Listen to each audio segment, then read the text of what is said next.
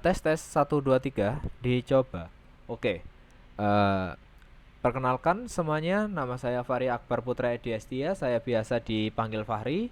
Saya kuliah di UPN dengan NPM 2408 10 10 056. Jadi pada kesempatan kali ini saya ingin mempresentasikan hasil pengerjaan web, dan di sini tentunya tugas ini juga diperuntukkan untuk tugas akhir dari mata kuliah pemrograman web yang sedang diampu oleh Bapak Ardon.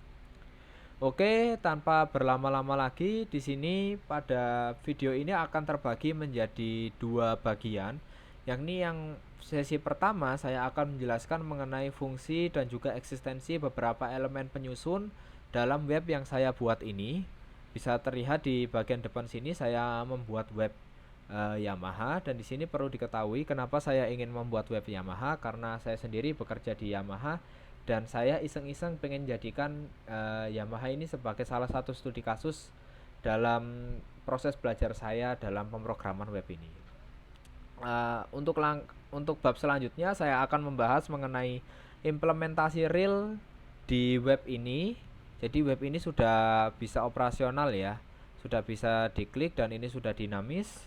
Nah, itu untuk masuk ke bagian sesi kedua. Tanpa berlama-lama lagi, kita akan langsung masuk ke penerapan sesi pertama ya. Kita buka dulu VS Code kita. Bisa dilihat di sini banyak sekali ya kodenya, mulai dari CSS, terus di sini ada image, terus ada include, yang dimana yang image ini fungsinya saya jelaskan bagian folder dulu ya. Di sini untuk CSS JS upload includes ini merupakan salah satu tempat atau wadah folder bagi foto yang ingin kita masukkan ke dalam sistem nantinya. Nanti disimpannya di folder itu ya. Lalu untuk CSS sendiri ya tahulah ya, untuk CSS sendiri sebagai styling tempatnya di folder style CSS. Untuk image ini tujuannya untuk sumber image dalam web gitu ya, servernya image gitu ya. Terus di bagian include sini itu ada config.php. Config.php ini gunanya nanti akan saya jelaskan di pembahasan selanjutnya. Di sini ada JS, JavaScript, di sini ada FJS dan fungsinya akan saya jelaskan selanjutnya. Dan di sini ada uploads. Kalau unuse ini udah nggak guna ya. Kalau upload sini itu merupakan data-data yang gambar-gambar yang diupload di dalam web gitu ya, dan akan tersimpan gitu ya dalam web. Dan di sini tentunya ada API dan juga indeks. Hal pertama yang ingin saya bahas di sini adalah dari sisi HTML-nya dulu. Untuk HTML-nya lebih sering kita terapkan di bagian index.php di sini. Bisa dilihat di sini mulai dari ini, kebetulan udah ada di footer sih. Baik, dari atas ini index.php. Di sini bisa kita lihat di sini ada sudah penerapan doctype HTML. Di sini ada bagian headnya, terus ada di bagian bodinya itu dari awal sini sampai bagian bawah. Dan di sini tentunya ada beberapa div-div ya, yang memisahkan grup-grup yang memisahkan. Misalnya di sini ada div navbar, navigation bar, terus di sini ada div hero section, terus di sini ada div main content, terus di sini ada tab katalog, tab admin panel dan lain sebagainya. Di sini untuk fungsi dari HTML sendiri itu sebagai markup language-nya. Jadi sebagai representasi dari sebuah elemen di dalam web gitu ya. Itu fungsi dari HTML. Bisa dilihat sendiri untuk detailnya mungkin ada di laporan saya seperti ini. Pokoknya yang terlihat seperti ini gitu ya. Lalu kita lanjut ke pembahasan CSS. Untuk CSS-nya sendiri itu seperti ini. CSS-nya sendiri seperti ini. Nah, dikarenakan teman-teman di bagian web itu amat banyak sekali tag HTML di dalamnya, tentu sangat akan menyusahkan bagi kita sendiri selaku developer untuk mengatur tiap elemen dan juga pewarnaan tiap elemen itu, karena memang ragamnya sangat banyak sekali. Nah, untuk menyederhanakannya saya menggunakan sistem template ya. Yang dimana sistem template ini saya terapkan dalam kelas root ini. Yang dimana root ini bakalan berjalan di keseluruhan dari dari tag HTML itu ya.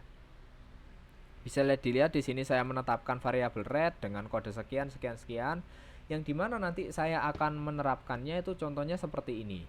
Di sini ada header dan juga navigation bar. Navigation bar di sini saya terapkan untuk backgroundnya itu saya mengambil variabel garis miring, bukan background gini ya. Untuk penjelasannya itu ada di sini. Jadi warnanya itu warna RGB dengan 245 245 dan 245 gini ya. Jadi sistemnya itu saya terapkan sebuah variabel di awal, yang dimana variabel itu menyimpan sebuah value warna, dan dari variabel itu saya terapkan ke beberapa elemen, dan itu sangat memudahkan sekali untuk penyusunan CSS ya. Oh ya, untuk CSS sendiri gabung sama indeks HTML itu di mana? Gabung sama HTML itu ada di sini. Link relation style sheet href CSS style ini ya. Gabungnya itu di situ. Terus fungsi dari CSS itu apa? Yaitu untuk styling elemen yang ada pada HTML. Oke, lanjut kita bahasan lanjut ke bagian JS atau JavaScript ya. Bagian JavaScript. Di sini fungsi, aku pengen jelasin dulu fungsi dari JavaScript. Jadi di sini JavaScript memegang fungsi sebagai pengelola DOM, dokumen objek model. Nah, di sini JavaScript memegang penuh atas kendali efek dinamitas dinamitas pada website gitu ya. Jadi nggak sampai website itu bisa berlaku dinamis tanpa merefresh keseluruhan gitu aja ya.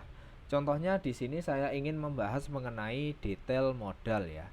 Bisa kita search dulu di sini, detail modal. Nah, di sini ada bagian detail modal. Fungsinya apa sih detail modal ini? Fungsinya adalah untuk memberikan efek overlay pada web server gitu ya. Nah, seperti yang saya bilang tadi, di sini ada overlay, ada variabel overlay, body.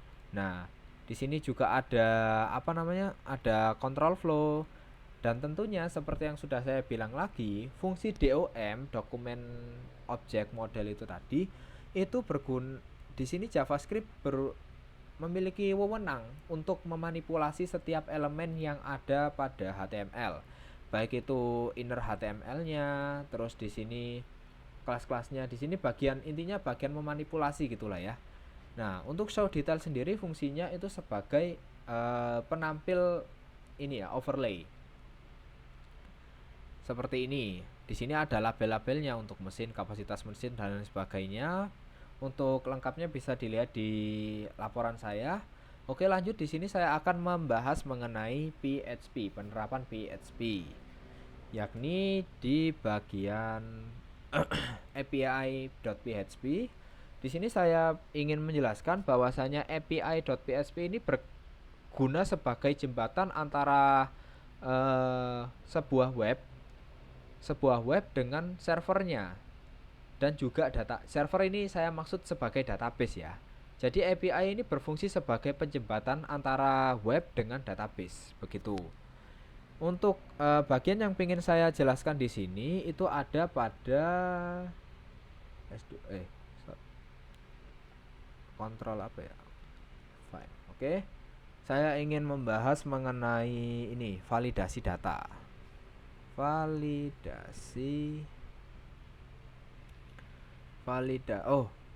ada, maaf ya. Di sini saya ingin membahas mengenai validasi data ya.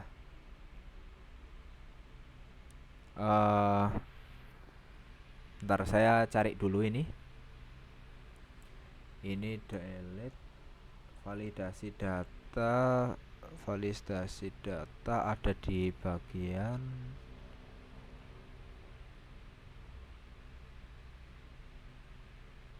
ini helper, ada di bagian helper function ya. Untuk validasi data sendiri itu dalam program ini tuh memiliki dua lapisan sih lebih tepatnya. Nah, untuk yang saya bahas kali ini itu ada pada sisi servernya atau dari sisi database-nya. Nah, dari sini didefinisikan beberapa fungsi dan memiliki fungsi tersendiri. Di sini misalnya untuk memvalidasi kode produk, di sini ada validasi nama, validasi harga, validasi stok, validasi foto. Nah, di sini adalah kunci dari penerapan program ini ya. Di sini ada validasi foto. Kalau misalnya fotonya itu nggak sesuai jenisnya, maka akan ditolak. Ada validasi tipe MIME file ini ya. Di sini akan memvalidasi apakah tipenya itu sesuai dengan kriteria atau tidak. Nah, kalau misalnya ukuran filenya itu ada di bagian validasi ukuran file ini. Nah, lantas apa tadi saya nyebutkan ada validasi data bagian server dan tentunya ada bagian validasi data di bagian ini. Validasi. Enggak ada. Harus cari sendiri lagi ya. Saya cari dulu. Di sini ada pagination. Di mana ya? Tahu saya di bawah.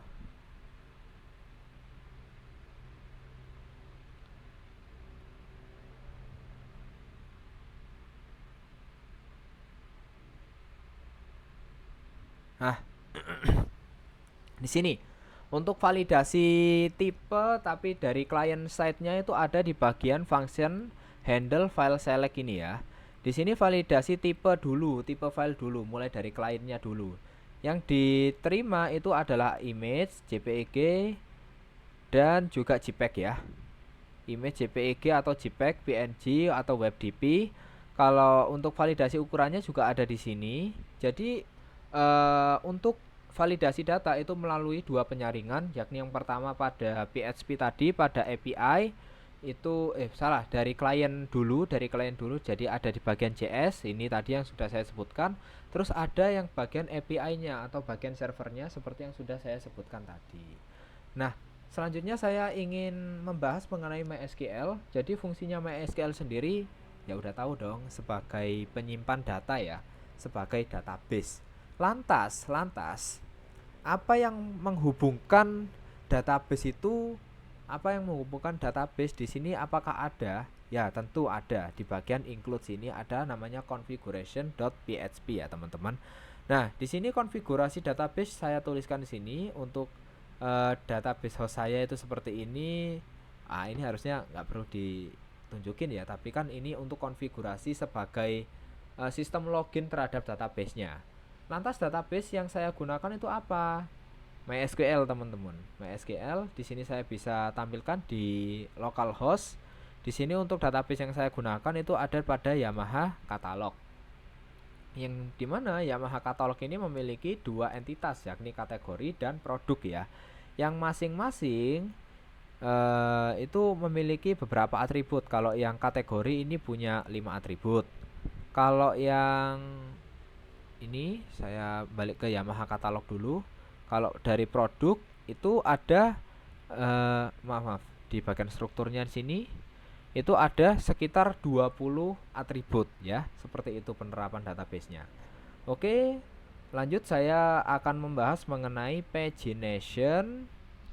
Untuk pagination sendiri di sini mungkin gunanya untuk mengatur berapa jumlah yang ingin didapat, berapa jumlah konten yang akan ditampilkan gitu ya. Jadi misal untuk satu page itu enaknya dikasih cuman tampil 10 konten atau mungkin 20 konten atau mungkin 30 konten. Tapi sewajarnya sih 10 ya. Nah, contohnya di mana?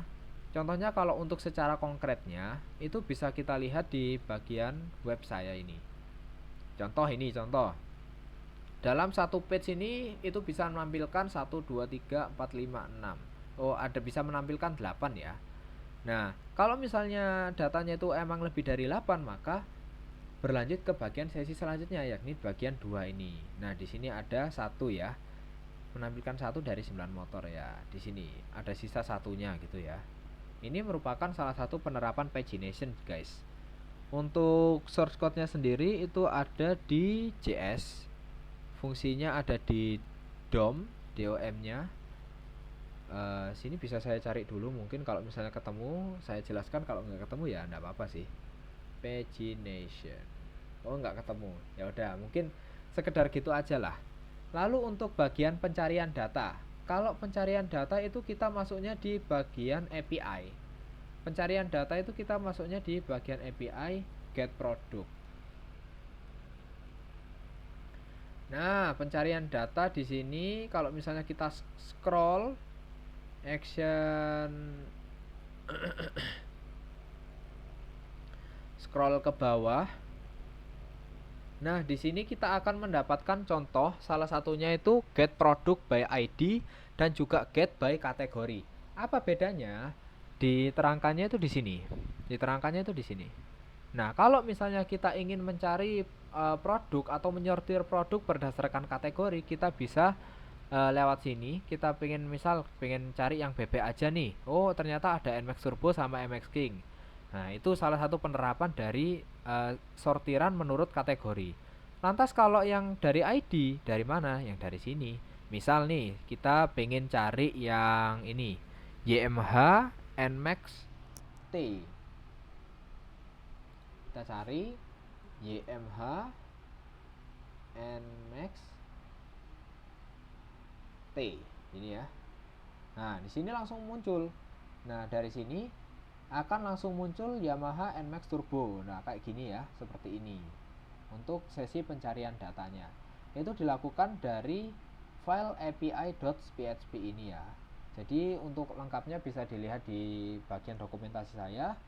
Jadi di sini saya akan mencari bagian selanjutnya, saya akan menjelaskan mengenai implementasi CRUD, yakni create, read, update, dan juga delete. Itu dilakukan di file yang sama juga, yakni di api.php.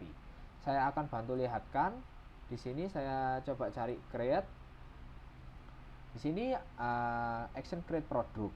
Seperti yang bisa dilihat di sini, ini merupakan beberapa barisan ya, barisan kode untuk melakukan operasi create atau membuat gitu ya. Kalau dilihat sekilas gini ya rada bingung gitu. Tapi kalau misalnya kita lihat di bagian ini, create itu memang sangat benar-benar mudah sekali. Tapi itu akan saya bahas di bagian selanjutnya ya, di bab kedua. Lalu di sini saya akan membahas mengenai read. Mengenai read, apakah ada di sini read? Oh, tidak ada. Untuk read sendiri itu masuk ke get ya, teman-teman. Saya baru ingat. Di sini kita masuknya itu di get semua produk. Ini merupakan salah satu penerapan dari read, yang dimana dia akan mengambil keseluruhan data yang ada pada database. Di sini bisa kita lihat ada query-nya, count as total from product. Kita joinkan dengan kategori, yang dimana tabel produk dan kategori itu dijoinkan dan diambil keseluruhan datanya itu ya. Lalu ditampilkan dalam web share, dalam webnya. Oke. Untuk update sendiri itu juga terjadi di dalam API ini. Update. Oke. Nah, bisa dilihat di sini, ini adalah proses update-nya sendiri, yang dimana proses update itu melingkupi cek duplikasi kode, ambil foto lama, handle foto baru, dan sebagainya, dan bla bla bla seperti itu ya. Lalu di sini tentunya kalau misalnya kita melakukan sebuah update, maka kita juga akan melakukan update pada database-nya. Nah, melakukan update pada database itu dilakukan dengan ini, dengan query seperti ini, update produk, set kode produk atau nama produk atau kategori, sesuai yang kita ubah gitu ya, sesuai yang kita ubah. Lalu yang terakhir di bagian delete ini cukup ringkas sekali, langkah-langkahnya seperti ini langkahnya. Nah, di sini tentunya kalau misalnya kita delete di bagian serve web, tentunya di bagian database juga akan di delete. Maka akan dibuat sebuah query delete from product where id ... ya, seperti itu ya. Oke, untuk sesi pembahasan sudah cukup lah. Sekarang kita langsung menuju ke implementasi create, read, update, dan juga delete pada ini ya, pada web yang sudah kita buat ini. Misal kita mulai dari create dulu. Di sini ada dua pilihan ya, katalog. Kalau misal katalog ya web ini, tampilan saat ini. Kalau yang admin panel itu ada yang di tampilan sebelahnya ya. Tampilan sebelahnya. Oke, kita coba melakukan create dulu. Kita bisa ini tambah produk di sini atau mungkin ngeklik yang ini sama aja. Oke, di sini contoh banget nih. Kita pengen ngetikkan contoh YMH. Misal kita pengen masukin Yamaha apa Fazio gitu ya. Yamaha Fazio 1 ini. Kode produknya Fazio, YMA Fazio. Ya, YMA Fazio 1. Terus nama produknya Fazio Neo gitu ya. Fazio Neo. Terus kategorinya karena dia matic, kita pilih matic. Harganya itu sekitaran rentang berapa ya? Fazio itu ada di 20 jutaan, jadi 27 itu masuk akal banget ya. Di sini kita pastikan 20 juta, 7 juta maksudnya. Untuk mesinnya ini kita pakai gini aja.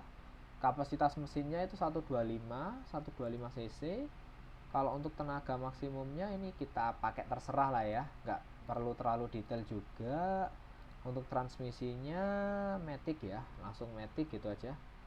Terus bahan bakarnya itu kita ambil contoh di Pertamax, kapasitas tangkinya 4,2, terus tahun produksinya 2026 ya.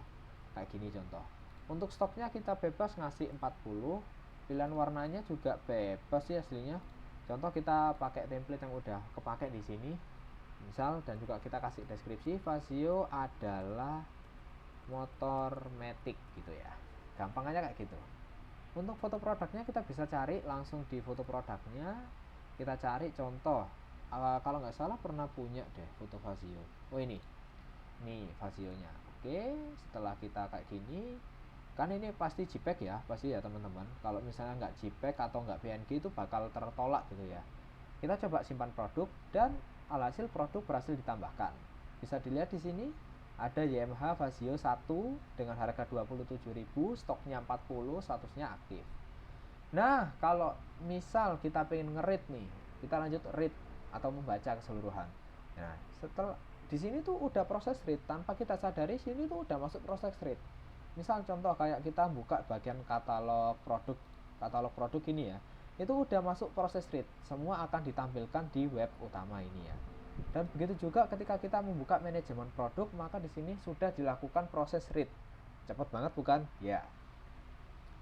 Lanjut kita masuk ke proses update. Misal dari Yamaha Fazio tadi kita menetapkan harga 27 juta. Misal di kemudian hari atau di bulan berikutnya itu terjadi pemotongan harga sekitar 2 juta. Jadi kan tinggal 5 juta ya.